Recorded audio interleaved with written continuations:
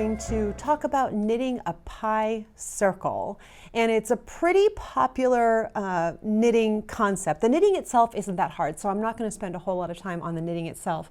But the whole concept of it is so very cool. And I don't know how popular pie circle knitting was before Elizabeth Zimmermann, and she's my knitting hero. If you don't know who she is, she had a PBS show, a knitting show in the 70s and 80s, I believe. Anyway, I have all of her videos on DVD. I think she's great. And she had this book called Knitter's Almanac is a collection of her newsletters. And I think they were newsletters that were actually like popped in an envelope and sent in the mail.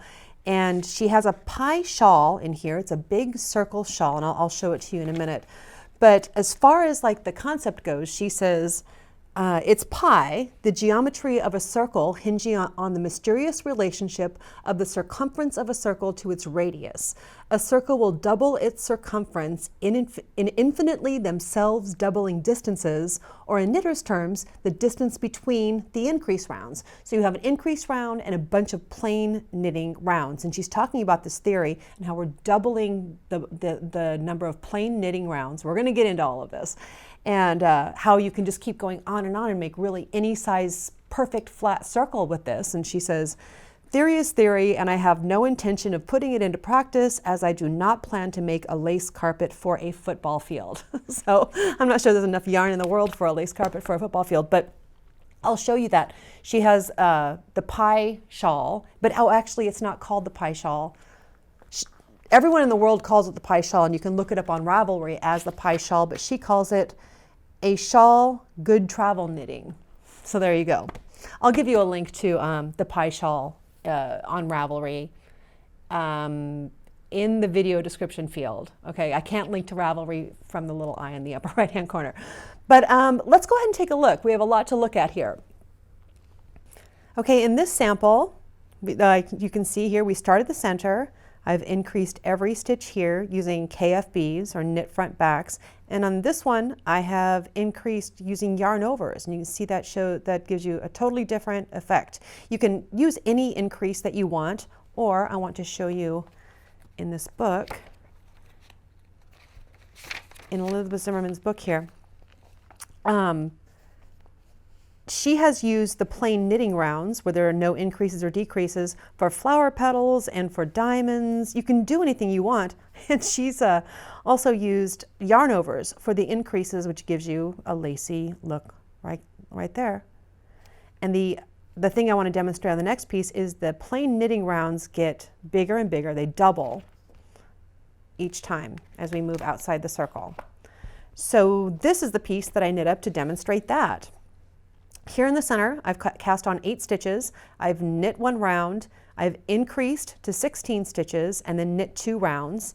And then here, I've increased to 32 stitches and knit 4 rounds. And here I've increased to 64 stitches, knit 8 rounds. So each time you double the number of stitches and then you double the number of plain knitting rounds. And I've done it in different colors so you can see how that works. The whole thing is just so cool. And like Elizabeth Zimmermann says, you can just keep going until you've knit a lace shawl for a football field. Just keeps getting longer and longer plain knitting rounds. Now I know the next question is going to be, what is that edging that you did? And it's not an edging. It's called needing to bind this off because I had so many stitches going in this fingering weight yarn. I bound it off really loosely, and then I just blocked it with pins out to this shape to make it look like I did some kind of edging on it when I really didn't. But I can't lie to you guys, it is just a regular bind off with a large needle, and then I pinned it like that.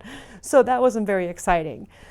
I didn't have anything new to share with you as far as a cool edging other than I just faked it. Okay, this is the pattern, and you can get a copy of this by clicking the little eye in the upper right-hand corner and go to my website and you can get a free copy of this. I'll also paste it into the video description field. I just want you to see in the pattern exactly how the whole pie concept works. So we're going to cast on 8 stitches, knit, and then KFB all stitches. Again, you can use any increase you like. I'm going to use knit front back, and that's going to double the number of stitches. Then knit 2 rounds.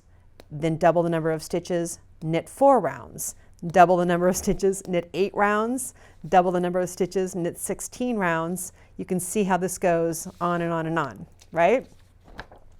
So the knitting itself is actually pretty simple, but I'm going to get us started here. And we're going to start on double pointed needles, but you will want to move to circular needles at some point because it's going to be too many stitches for your DPNs. We're going to start with the pinhole cast on. I'm going to demonstrate it, a couple things I want to give you.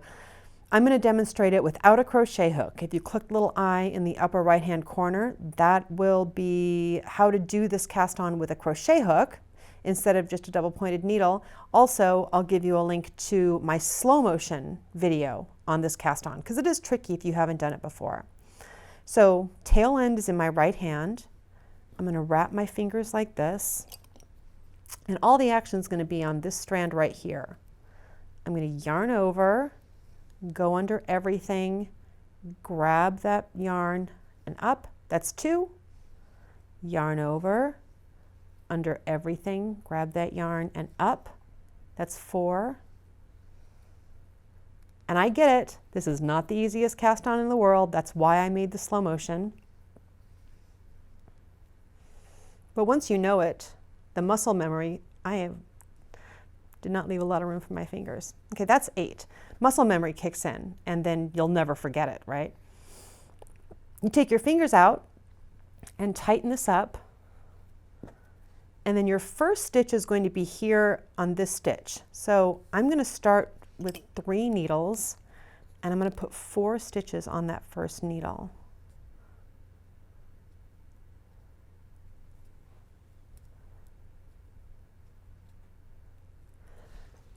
Excuse me. And then 2 on the other 2 needles.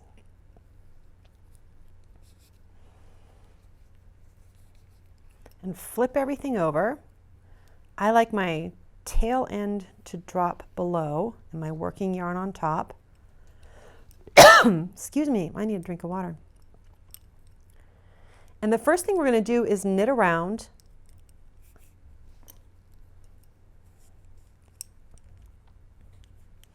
Oh, no, I don't need to show you anything yet.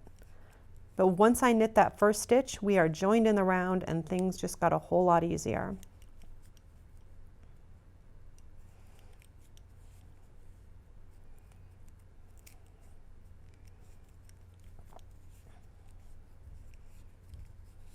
And then when you're working on double pointed needles, the next stitch is always to the left of your working yarn. I just want to get around these 8 stitches. The knitting part is simple, and you can use any increase you want. I just want to demonstrate KFBs here. Whoops.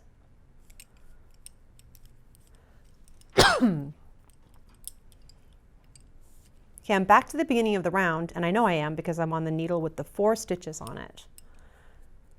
And to increase with a KFB, knit front back, I'm going to knit normally, but don't pull that stitch off the left needle.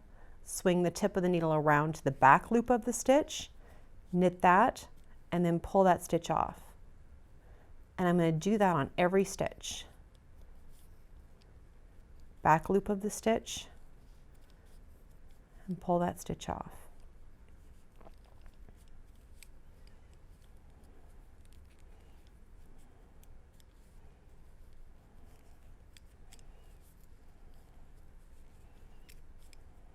That's really it. I have just shown you all the techniques because I've shown you knitting and I've shown you KFB.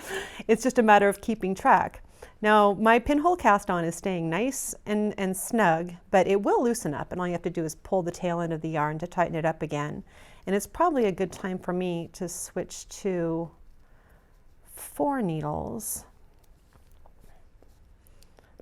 The pinhole cast on looks better on 4 needles anyway.